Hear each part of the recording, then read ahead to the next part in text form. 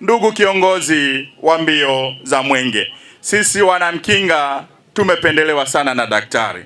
Tuna kila sababu ya kuendelea kumpenda, kumwombea Mungu na kumtakia heri kila wakati. Maji haya unayoyaona Mkinga, sisi tunapata maji 72.6. Pamoja na hiyo 72.6, tuna vijiji 85, ni vijiji 77 vinapata maji. Tuna vijiji takribani 8 bado havina maji safi na salama.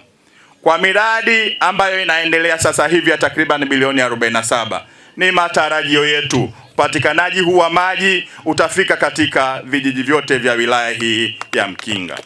Lakini kubwa kuliko, kutoka kwa Daktari Samia Suluhu Hassan, ametupendelea sisi wanamkinga, ametupa mradi mkubwa wa zaidi ya bilioni 35 ambavyo utawezesha vijiji vyote takriban vya tarafa ya Mkinga kupata maji safi na salama. Hilo likikamilika mapema kabisa kabla hata ya mwezi wa Disemba, upatikanaji wetu wa maji utafika 85 kutoka 72. Zaidi ya 13 Daktari Samia Suluhu Hassan atatuongezea.